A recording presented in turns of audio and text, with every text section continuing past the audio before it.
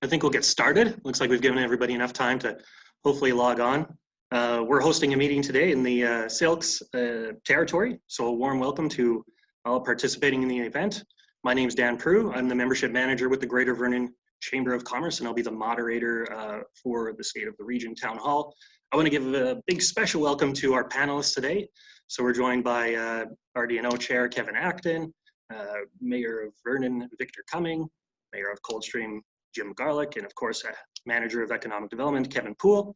I have been told that Chief Byron Lewis is currently attending a ceremony, and he hopes to be on the call at around noon. So hopefully we get a chance to see him. I want to let everybody know that this is your panel today, and if you have any questions or concerns that you want to address to the panel, you won't have any video or audio capabilities, but if you would like, you can submit a question via the Q&A box at the bottom of the screen.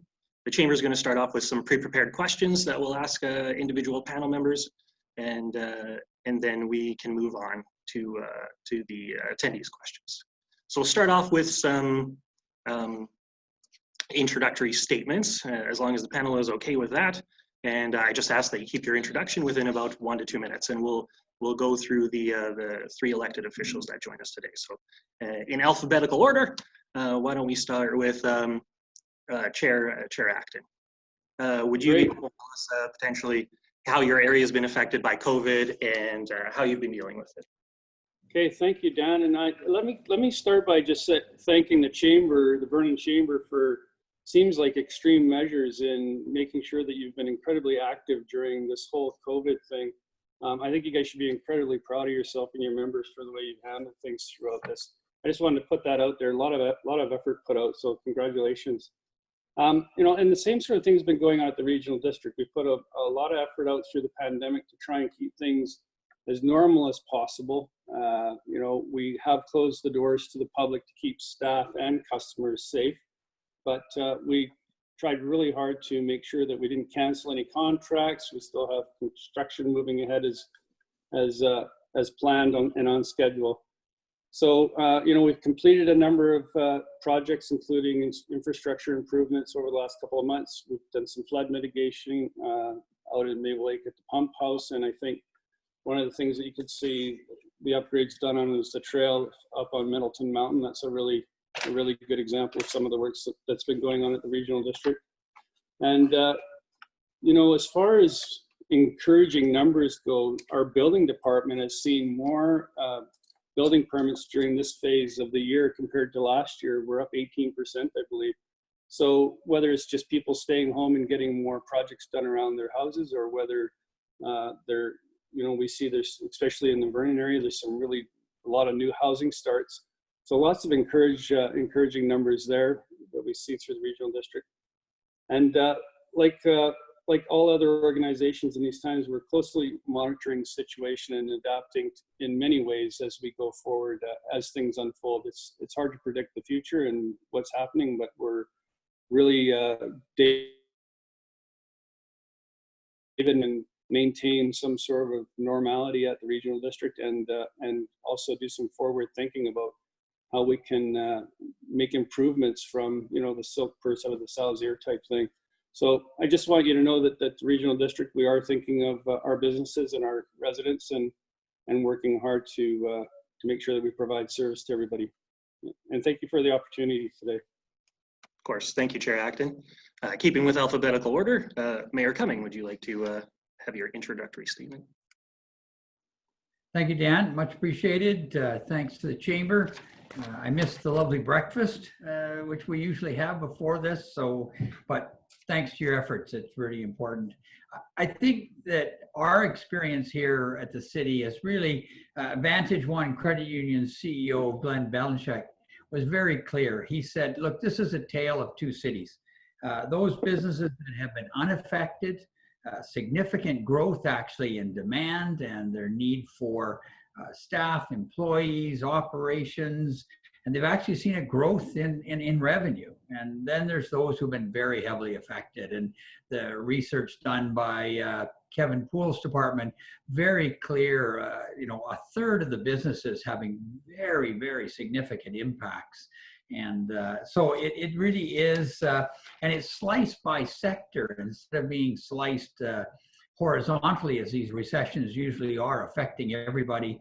This has been growth in some sectors, the construction that Mayor Acton, Chair Acton has been talking about. The city's felt the same thing. We have business permits going out the door at pace with last year, and last year was one of the top 5 years ever for Vernon. And that pace has been held through April and May, and so it is interesting that that it really is a tale of two cities, and we sure feel for those in the 1/3 that have been affected so dramatically by this. So what have we done in the city of Vernon? I think the thing that we've done more than anything else is we've kept open, and we have done the social distancing. We've been very, very careful with cleanliness and very careful with social distancing inside the building, and staff, number of staff working from home on alternate days, just a whole series of measures to keep going. And as you all know, we closed all the recreation facilities, and that remains so. And that's absolutely required by the province, and therefore that's the situation that we're faced with.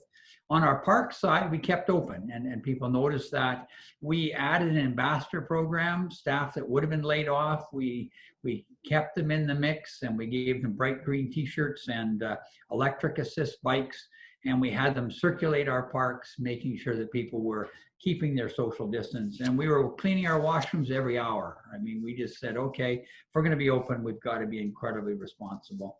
Our emergency operations center was in full go, rapidly adjusting systems to full operations. And Mr. Poole, who's there, was one of the many staggering around here, working long hours to make it work, and very, very important.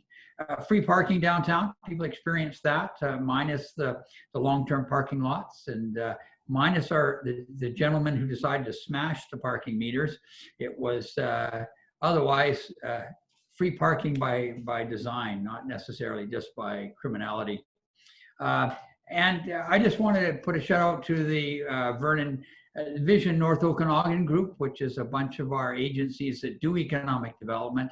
They jumped into action immediately, have been functioning very successfully, have drawn together significant programs, already moving on some tourism projects. They've gotten some extra funding from the province to move on local marketing. So just really a shout out to Vernon Vision North Okanagan. So we've also had regular contact with the province. Mayor Garlick and I have been on calls basically every Thursday with the Minister of Municipal Affairs and Housing, and as has been Kevin Acton, both as chair of the regional district and as mayor of Lumbee. So we've had this direct contact with the province every single week. And I think that's just really critical for people to know that's been ongoing. Thanks, Dan. Thank you, Mayor Cumming. Mayor Garlick. They said it all. No, I think we were affected in a different way. We did close our office, mainly because we have a small staff. So if we do have an infection in the office, it shuts down everything. So it was by appointment only. We handled development applications. They didn't require open a public hearing for first reading and such, so we dealt with those. Our building permits have exceeded last year's in value.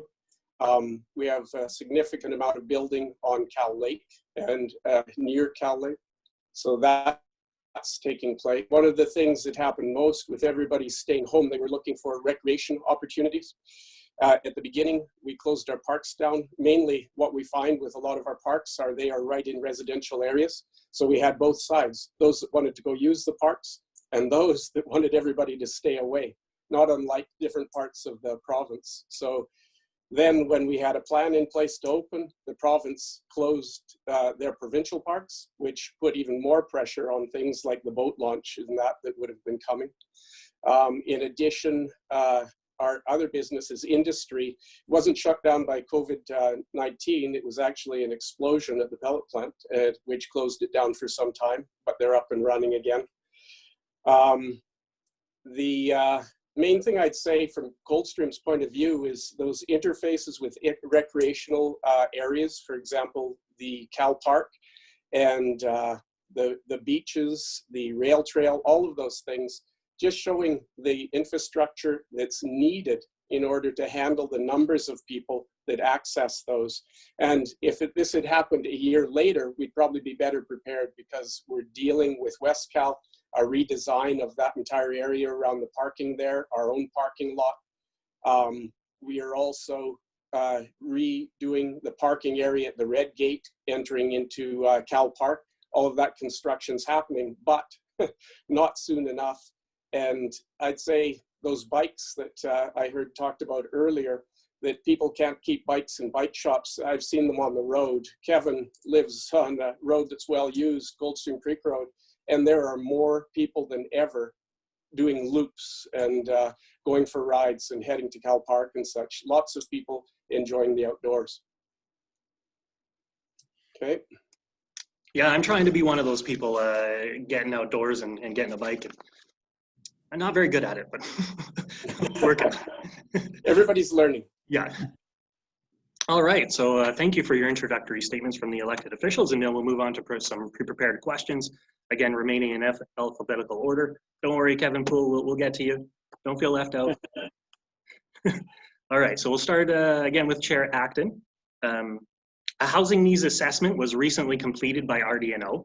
What are the next steps to actually address the housing shortage in the region?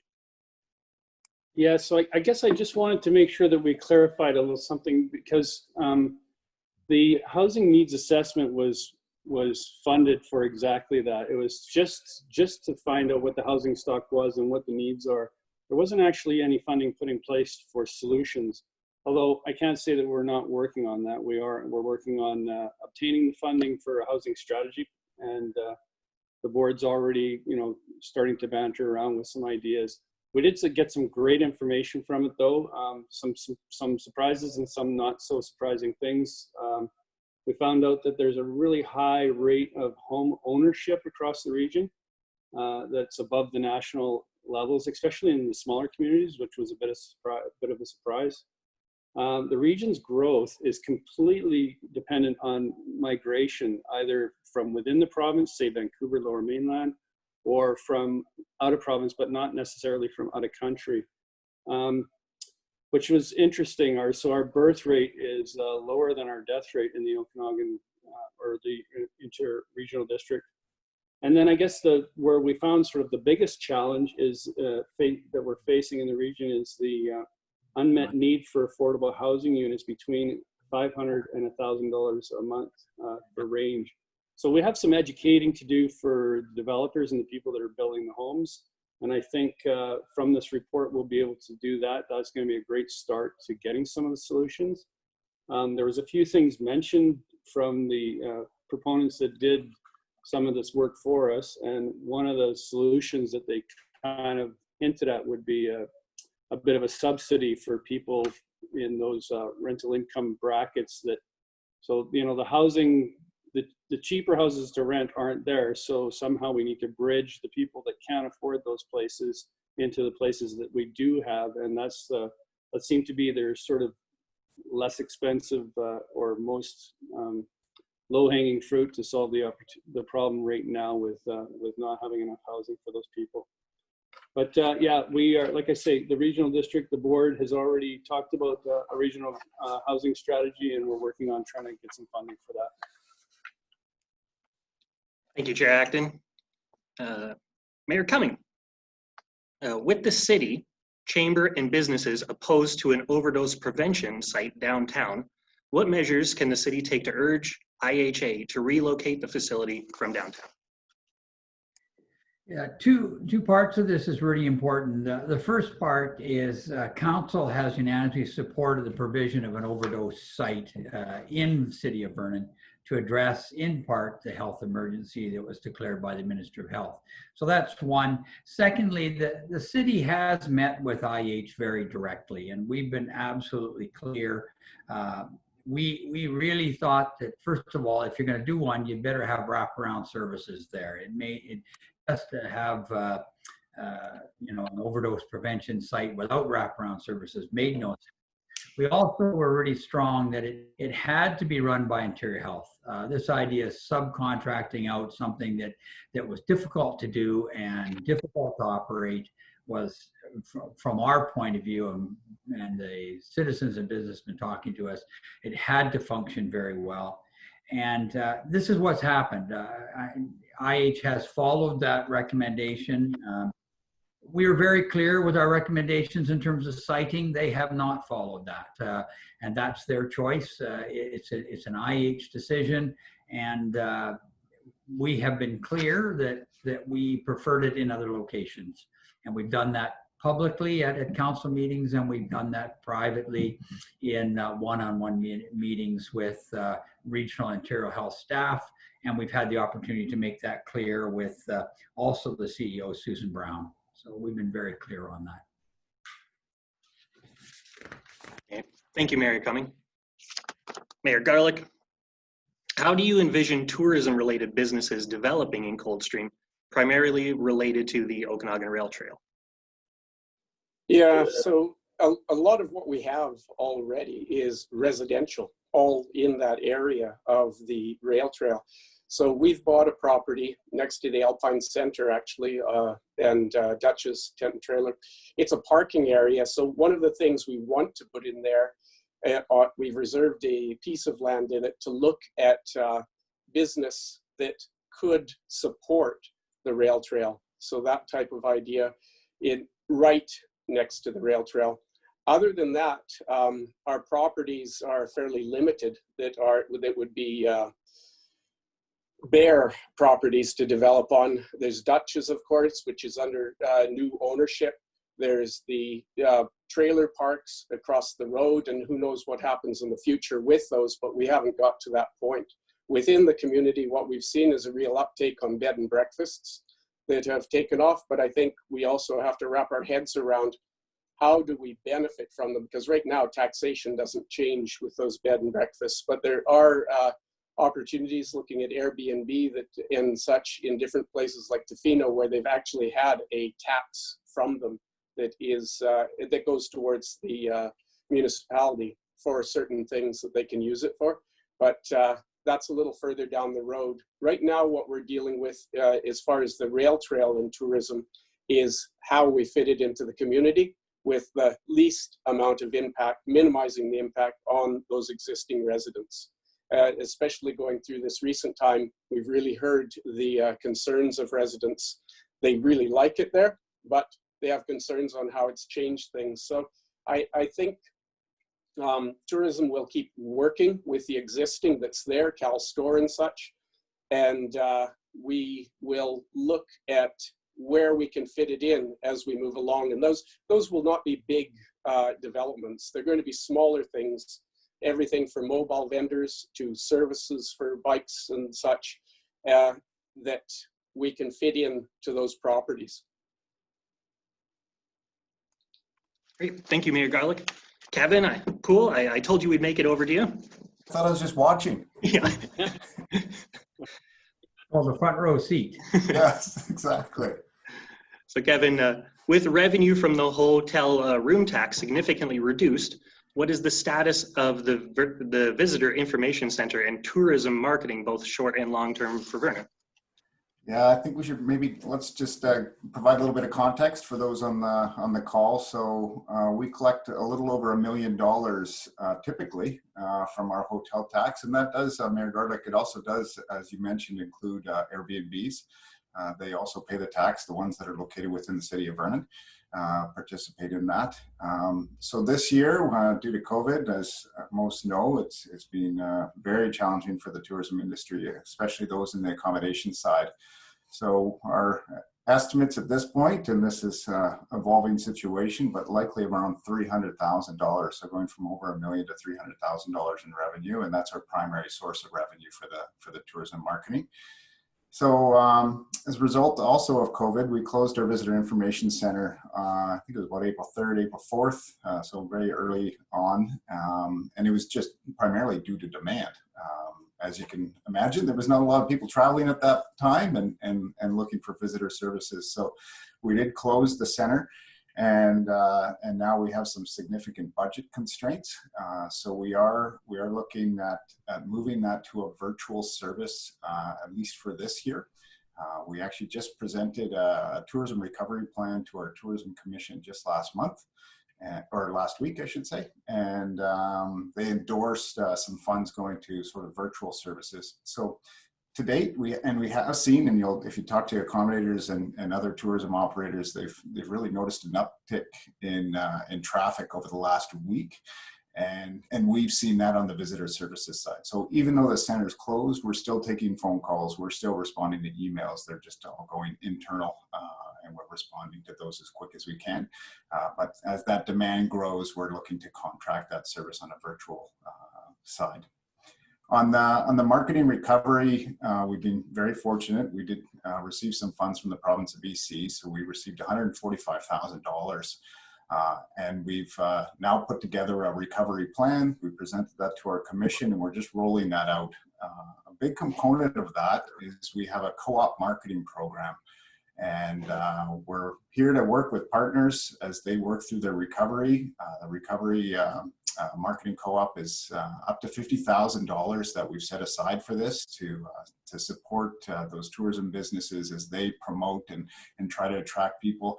More of a staycation, but hopefully staying in our accommodations within Vernon. Thanks so much, Kevin. Yeah, lots of room to innovate there with the virtual services. I'd like to welcome Chief Byron Lewis. Thank you for joining us.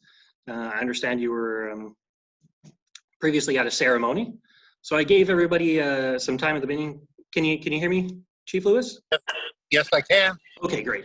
I gave everybody an opportunity at the beginning to give an introductory statement about how COVID has affected their area and some things that they've been doing to deal with it. I'd like to give you 1 to 2 minutes if you'd like to take it just to address that. Yeah, okay.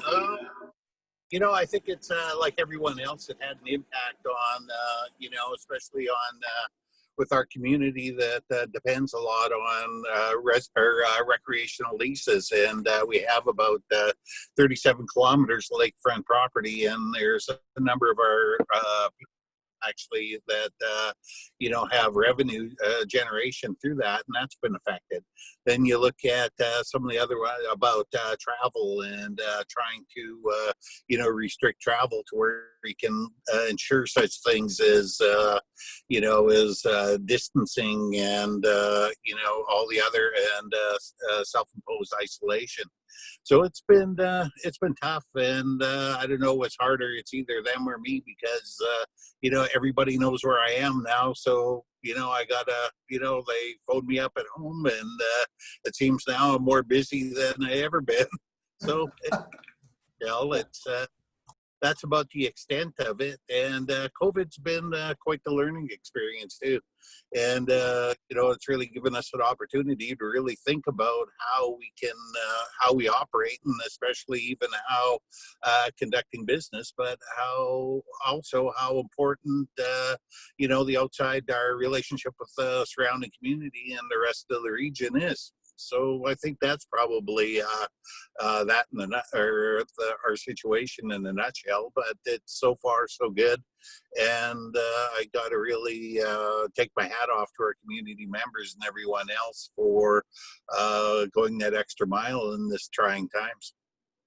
Okay, that's it. Thanks, Chief Lewis. So we'll get into our second round of questioning. I just want to remind the attendees that once we're through our pre-prepared questions, we'll get to your questions. So if you want, feel free to post those in the chat box and make sure you address who you want to answer, if it's not everybody. So we'll go back to Chair Acton. With food scrap diversion on hold, is RDNO considering including residential collection so businesses are not left absorbing the total cost of the initiative? Yeah, you know, I was so glad that you guys posed this question, because it gives me an opportunity on a multitude of levels to explain some of this stuff, because it can get a bit confusing. First, I just want to say that really the program's not on hold, but what we've done is we've sort of delayed the enforcement of it. So I know it's semantics, but really, you know, we're still moving ahead. The bylaw is still in play, and instead of starting to enforce it, we've extended that 6 months, so that'll be into January 2022 when we plan to start enforcement. And I guess, again, this is where I'm glad for the question. We get to clarify the regional district. Everybody that's in the regional district has to participate in solid waste management. That's been mandated. That's mandated from the province. But we've kept the freedom to do our own collection systems. So, you know, Lumby, Area D, Vernon, the city of Vernon can have their own collection system and do it as they wish, what suits their own community.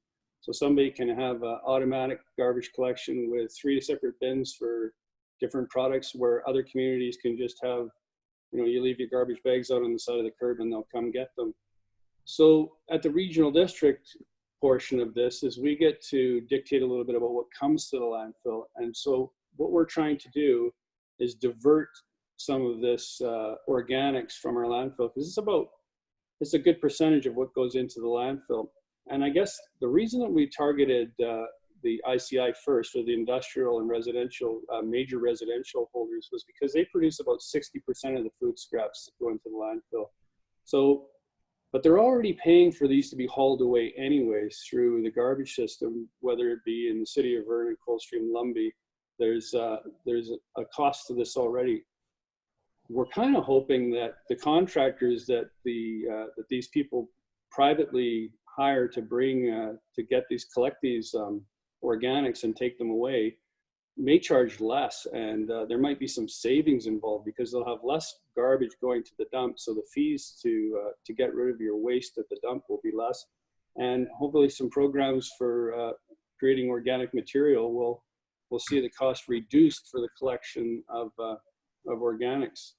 And as far as the residential stuff goes, we already do have some programs at the regional district where we are educating and encouraging residential people to do some organic collection at home and composting, et cetera, et cetera. We have a program where we have a rebate program for composters of up to $60 per purchase of eligible backyard composting containers, and we encourage people to do that at home, as well as we're trying to educate people on how to produce less waste through purchasing processes. And there's a wealth of information and resources on the website on the rdno.ca/composting, where residents can go and get some information on this. But it certainly wasn't the intention for the contractors and the bigger sort of food waste producers to bear the cost of it. We're hoping that this will be something that works out best for everybody. Thank you. Thank you, Chair Acton. So I'd like to go back to Chief Lewis, if we could, as he is joined us now. So Chief, what is the potential for Indigenous tourism within the lands of OKIP? Well, I think to begin with, like I said earlier on, we have about 37 kilometers of lakefront property on Okanagan Lake that's mixed with CP ownership and also with the band. We have a number of, a land base of about 25,000 acres. We have a number of different attributes that can actually support, tourism and a lot of different, different types of aspects of tourism, such as recreational tourism, or also even looking at some of the tourism that can be developed around, similar to what you see in the valley through grape production, where you have some areas that have over 1,000 acres of what's called in a heat sink that's just perfect for that type of activity. And we have numbers, trails, we have all these other attributes, and I think, that can be lead to all types of tourism, and just not for, just in the summer months. I think we could expand that into winter and what have you. And I think when you look at it from that perspective, I think it's what the other question is, what are the limitations? And some of that involves bringing in venture capital. Who do you want to come in? Because I was once told that introduced by to BMO, their Aboriginal Banking for Canada, by the regional director, who said, "Oh, I'd like to introduce you to the chief, whose community sits on about $1.5 billion worth of real estate." Well, you'll never reach any type of that potential if it's poorly planned. And I think tourism is just one of the facets in there that you need to actually build into that. So that although you have the opportunity and you also have the land base, there's still the reality of being what's called land rich and cash poor. So the future is, basically what we can actually make it, but what our ability is to attract that right type of investment to make the best of it. But the Okanagan band, we don't live in an island. There's got to be work with the regional district. There's also work with the city of Vernon and surrounding municipalities, and that's just some of the realities of our modern life.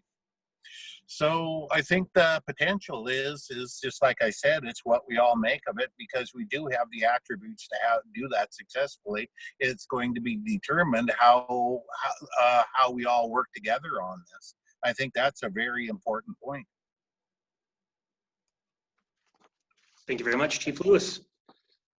So Mayor Cumming, with a surplus of vacant commercial space downtown, should the city consider amending policies that mandate residential developments to have commercial on the ground floor as a way of stimulating residential units downtown? Yeah, thanks, Dan. One of the critical long-term requirements for the city is that we move from primarily a single strip of commercial activity to a district, and that means adding commercial level activity, retail primarily, in our two side streets that are adjacent to both 29th and 31st. And it's really critical to, over time, over the decade or two, that we maintain that there is that on-street, face-to-face contact with the retail community. And above that, yeah, then it really can go to a mix. Commercial office type on second and third floors, as well as residential. And the city has been pushing strong to have residential above commercial in the downtown core. And I think in the long term, that's what will best serve Vernon. Okay, thank you, Mayor Cumming. Mayor Garlick, Coldstream's tax base is primarily residential. What efforts should be taken by the district to diversify the tax base through industrial or agricultural development? Right, so I think it's actually already happening. When I started on council now 14 years ago, we had the glass plant, and at the end of a 3-year term on council, it closed. So now, since that time, of course, Tolco remains. Pinnacle has come in with their pellet plant. Burnco Concrete came in. We do have the other reman of lumber out on near Coldstream Ranch. Coldstream Ranch is actually selling off a lot of their lands, their parcels. So we've had companies like VegPro come in, build a very large facility there, invested $60 million into that. We have cherry producers that have moved into here, David Geen and others that have set up for cherries. So that land that was once sitting before as forage crops is now turned over into higher quality, producing cherries, apples, and such. I think that we'll just keep going in that direction. We're seeing others looking at the lands, wanting to start facilities. I think the good thing about it is we're getting a more efficient use of the agricultural water that once went out on forage crops is now used more sparingly. and wisely on these higher valued crops. And we see it all the time that people are looking at buying up larger parcels and doing, well, I'll call it industrial agriculture. It's larger scale agriculture and more value added to it. The glass plant site, of course, Restoration Lands, they are going through a strata subdivision, and one property is already sold, and there's going to be a machinery servicing company set up on that. They have plans for a lot more happening there. They're just at the beginning stages of it. So it's slowly but surely progressing forward. I think the other thing to realize that in Coldstream now, a lot of people, home-based business, it's huge here. We have a major mining company, equipment company that operates from a house, whereas they are servicing mines all over the world from their home, and different businesses like this. Of course, it doesn't diversify our tax base, but I think one of the things learned from the glass plant, when it closed and you take a huge hit from one property as it downgrades from being heavy industrial to light industrial, and you lose that, it's a big hit. And I think what we've got here right now is we have more surety in our tax base, and we're gradually growing it where it makes sense. Thank you, Mayor Garlick. Certainly some encouraging development there. Kevin Poole, what attributes does Vernon have that will allow it to move through COVID recovery quicker than other communities provincially or nationally? I think we're fortunate. I usually don't use these virtual backgrounds. I think if you look right now, that's where I really am. I'm sitting in my office, in a meeting room actually. But I thought you could highlight it with the virtual backgrounds, photo of Cal Lake, Predator Ridge, overlooking Okanagan Lake, and biking as well. These are key sectors from a tourism perspective that we've always promoted through Tourism Vernon, but now more so, right? As we moved through this COVID recovery side, this is what tourists are looking for. They're looking to get out of, can you imagine, right?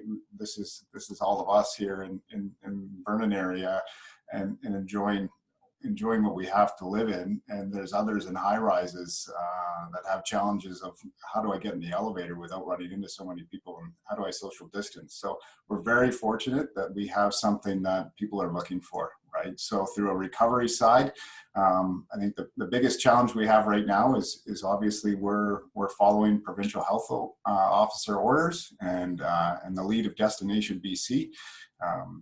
If you look at their marketing, initially it was discover us later, right? Discover BC later, explore BC later, and now it's moved to a local, and hopefully we'll see that continue to open up as we move into the next phase and explore and the rest of the province traveling more, and maybe Alberta as well coming in more so to support our accommodators and our tourism industry. So I think it's location and it's our natural attributes that we have. Thank you very much, Kevin. Chief Lewis, what is the greatest stumbling block to economic development within the Okanagan Indian Band lands? That's probably, I could sum that up in one word. It's infrastructure. I think that is probably the most critical point of not being able to develop economically.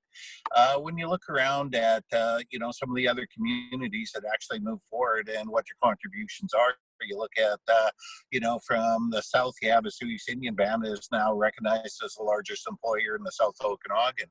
You have Penticton that's coming along with similar development up in in the south end along the canal and different other places. West Bank is a prime example. That generates close to $90 million for about $50 million for provincial coffers, about $40 million for federal. And you also look at the Okanagan Indian Band of what our contributions are. We have SRI that's down in Duck Lake that employs probably well over 140 people. There's a number of our members, and we're looking at also bringing in line close to about 30 acres coming into a market that has about 1 to 2% vacancy for commercial development. And if you look in a little further north, when you get into where the Okanagan band #1 is, and we have about 7 reserves.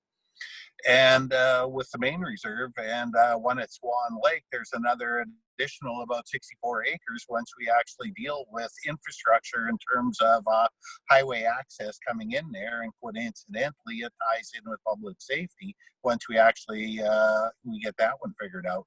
And anybody ever coming in from going on the Old Kamloops Road and trying to get back onto Highway 97C would know all about what I'm talking about in terms of safety. And when you look at the main reserve, you know, one of the main inhibitors to development, and again, is infrastructure in terms of water, and also with wastewater is also another issue.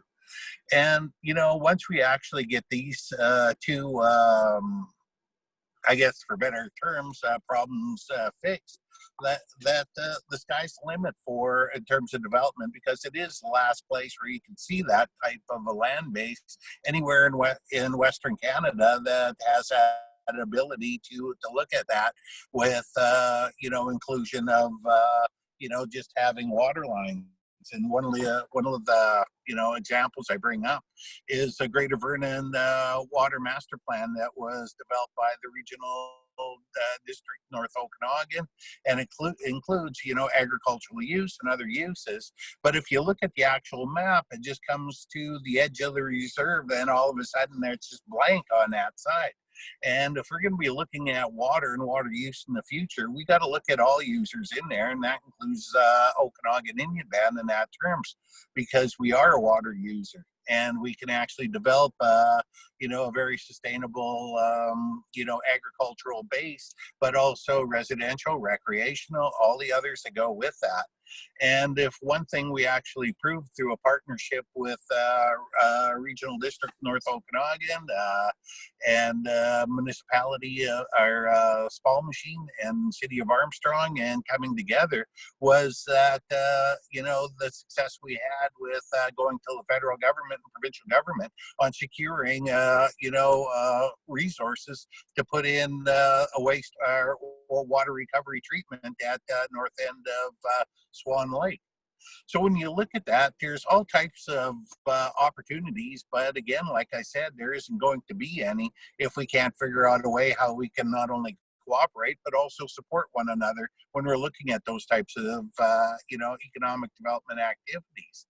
And the reason why I give for this is that the Okanagan Band, we have a very finite number of, in terms of looking at people that need employment.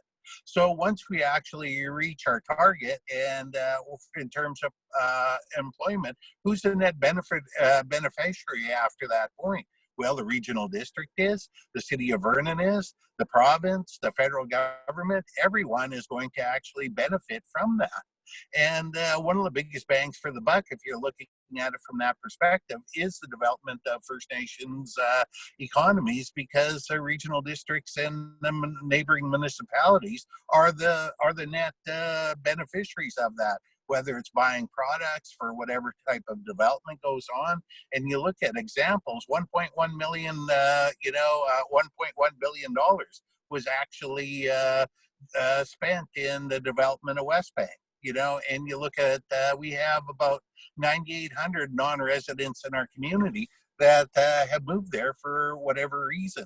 So when you look at that in that terms, economic development and our success in there is important, not only to the city of Vernon, but all their surrounding municipalities, including the regional district and all levels of government. So infrastructure is something that we, you know, we could use support on. And also to get that, once that's developed, then there will be a net gain for everyone involved. So I think if there's one inhibitor, it's infrastructure. Okay, thank you. Thank you, Chief Lewis. I think that leads into a question that was asked by one of our attendees, Janet, and I think it's addressed to Chair Acton. So it says, Kevin, what can we do to make West Side Road feel more welcoming to all generations? Right now it feels a little uninviting, besides the stunning earth.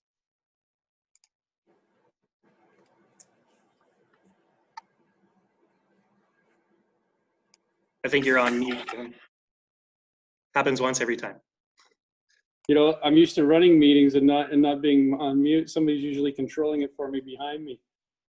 Yeah, I guess I'm a little bit, I wouldn't mind some clarity on the context of the question. You know, I was just reading through them actually, and I didn't see that. Who asked the question, Dan? It was Jana, not.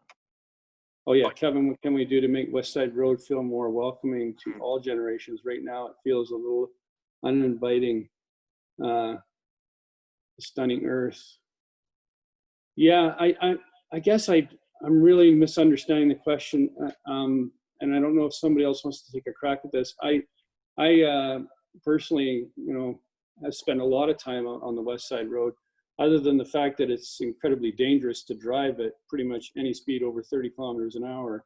I always feel very welcome on the road, and I tour on motorcycle with my wife quite often. We stop on and off the reserve, and I can't say I've ever not felt welcome there, but maybe I'm missing the depth of the question, Dan.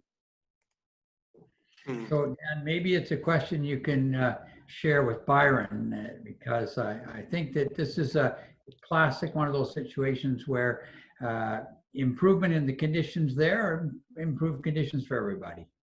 Yeah, I think it does relate definitely to Byron's obvious frustration with lack of infrastructure funding from the levels of government. Byron, can you weigh in on that question? I could. I think what they're talking about is the ranking of West Side Road that was one of the most listed as one of the most dangerous highways in the province. Yeah. And I think that was probably the reference to that, because I know some people that drive that road and they won't drive it again, which is, depending on if you live out there, that can be a blessing. Yeah. And, you know, and I think that's, you know, one of the things is that, you know, it's like everything else, it's got to be done in balance. And, you know, when you think about that, is what I mean by that is not only, you know, you're looking at what are the impacts of increasing traffic on that West Side Road. Well, you're actually going through one of the last areas that provides a corridor for wildlife. So if you start increasing that, then you're going to have direct impacts on the mountain goat recovery, these other types of attributes. So I think it should be something that we really look at long term and ask ourselves, what do we actually want coming out of there? You know, because it does have other benefits in there that we should take into consideration, especially for the wildlife, because you look anywhere in the Okanagan, you know, that urbanization and development is driving them in smaller and smaller areas. And the West Side is probably one area that still does have that as an attribute. So I'm sort of a little mixed on it. Yeah, I guess that's my, and I think maybe I'm understanding the context of the statement a little bit more. If you're maybe of an age group that's not comfortable driving a windy sort of road where, animals can jump out in front of you without any sort of forewarning, I suppose it could be a bit intimidating. But I'm like you, Byron. It's you know, it contains some natural beauty in this area that is unseen in other areas. And access to the water for the wildlife would be an expensive challenge. We're talking about probably fencing along a lot of that road, and any kind of straightening or two-laning would create a huge volume of traffic. I know the previous government actually had looked at that as relieving some of the stress through Kelowna, and I believe that provided some challenges for you and some of your band members. So there's a lot to something like that project. Lots of pros, lots of cons. So, but yeah, I think, and if the person asking the question, if we're way off base, feel free to clarify, please. Yeah, I just had a quick look at the questions and answers. Now I actually do have an understanding of what they're talking about. I think what they're talking about is the number of dispensaries on West Side Road. And, there's a couple of points that need to be made on there. Once the federal government had actually enacted legislation for Cannabis Act and decriminalized it, there was absolutely nothing in there except that provided any guidance or legislation, especially in regards to Federal Reserve lands. And what we had to do as a community is we had to take that on, and we had to develop our own bylaw, which is like any other process out there, requires 3 readings of, first it's the draft, second is the public reading, third is the actual passage of the bylaw. And, we had to do that with absolutely no resources. We had to undertake the consultation, we had to undertake the development, we had to undertake the meetings with some of the federal and provincial agencies around that. And finally, we got that one through. And again, people need to understand the Okanagan Indian Band is not getting any type of benefit whatsoever from dispensaries. And if you want to know why that is, it's because of FinTrack. FinTrack is a federal legislation that is there to protect against money laundering and also illegal activities. If the Okanagan Indian Band was to take $1 single of that under FinTrack, all of our accounts, and if it was determined that amount came from a dispensary, we could have our accounts all frozen. That includes social development, any other type. So again, we had to develop in terms of legislation with absolutely no support whatsoever, and it's been a drain to our people to this day. There's some certain people that are getting employment out of it, they're getting some benefit, but for the majority of our people, no, we're not. But that taken in consideration, there's that's an ongoing problem, and we're dealing with it, and we're just going through the process right now of developing the policy around our bylaw. But you will see progress being made on there in terms of looking at how that whole dispensary and cannabis will unroll in our community.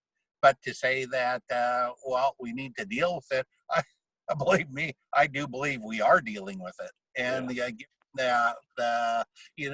support we had to date, I think we've done damn well. Yeah, and I honestly think those dispensaries, the law of supply and demand is really going to set those things straight when it comes time. I mean, the challenge was that you guys were sort of the first ones to be able to have these places open and develop. And now as the rest of the market opens up, I think you'll see a little less pressure, I'm hoping. But yeah, great answer. Yeah, thank you, gentlemen, for looking after that question. Appreciate your response. We're getting close to our time here, so we'll try and sneak in a couple quick questions and quick answers. So this is posed to either Mayor Cumming or Mayor Garlick. With the childcare space action plan completed, what are the next steps towards ensuring childcare is available in the community? Go ahead, Jim. You want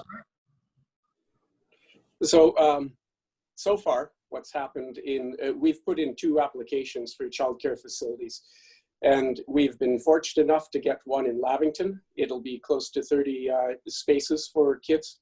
We've got another one for about 60 spaces across from Coldstream School.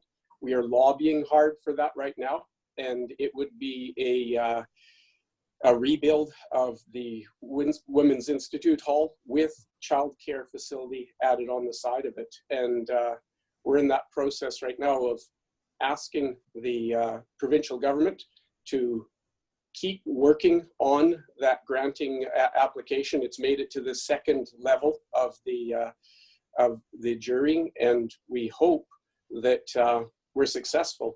And I think getting those facilities in place is the main thing to start dealing with childcare. We can talk a lot about it, but the best thing is actually having them in place. And we're going to be working with Maven Lane, who is a tried nonprofit in that area, and we hope we're successful. I'll let Victor. Yeah, just building on what Jim said, we too have been in that application process for 2 facilities. When we did an assessment, we discovered there was about 100 children on the waiting list. We had 221 respondents who indicated they had childcare space deficiencies. So the numbers are well over 100 and definitely approaching 200. we've applied for 2 facilities, one at the Boys and Girls Club and one across the street from Lakers Golf Club facility out at Marshall Fields. The combination of those 2 would give us 120 new spots. We're in the same position as Jim. We've made it through the first couple of stages in this application process. So we're hoping that like Coldstream, that we get significant childcare facilities. It would be tremendous for us if Coldstream got funding, and so did we. This is not a city boundary issue. This is a child care issue in the region, and I'm sure that if Kevin Acton was allowed to say something, he would talk about it as well. So there you go, Dan. All of us see it as critical. And I think that's important. There are no boundaries here. When the province awards those grants, it is for childcare for the region, and we have to look at it that way. Okay, thank you, gentlemen. Much appreciated. I think we maybe have time for one more question. It looks like West Side Road has become a hot topic, so we got a question here from Val Trevis. She says, just to add to the West Side Road concerns, a lot of private housing developments are within the central Okanagan Regional District, yet all services come out of Vernon area. Is there any discussion among local politicians about pushing for a governance review for this area so infrastructure becomes a possibility? Under the current setup, infrastructure development will never happen. Sure, I don't mind wandering into that. That is definitely a political football in central Okanagan, and we really encourage them to work at it and solve it as best they can. Lots of people who live in that area obviously interact regularly with Okanagan Indian Band, and there's discussion of a new school there and a number of other pieces, and are regular users of commercial facilities in Greater Vernon. So we really encourage them to work at that internally and let us know what works best for them. I would voice the same as Mayor Cumming, and I think that's we are already in a process of talking to local MLAs, MPs, other ones about talking about anything from public safety to schools and others. So I think it's it's incumbent on the basically citizens and people living in those regions to get a hold of their MPs and MLAs and tell them this is what this is a concern for us, and we basically want you to deal with it as elected officials, because it's the same thing that happens in my community. People talk about that. People are already, some are for, some are against, but the thing is, it's starting to move forward into open discussion, and I think that's where we really need to go. We just need to continue on to talk about that and identify what we share in common and focus on the things we share in common, and let the other things sort themselves out. Yeah. Okay, thank you so much. I think that brings us to our time. Just keeping that within consideration for everyone, especially our panelists. So I want to take the opportunity to send a big thank you to all of our panelists for joining us today. Your time is greatly appreciated. So thanks for sharing that with us and for making yourselves available to answer our questions and address concerns. I want to say thank you to all of our attendees for showing up and helping add to the conversation. Again, the Chamber is here for you. If you need anything, please feel free to reach out. And I hope everybody enjoys the rest of their day. And we'll end it with that. Okay, thank you so much, everyone. Thank you, Dan. Thanks, Have a everybody. great Thanks, day. Dan. Hey, take care. Hey, guys. Thanks, okay, bye.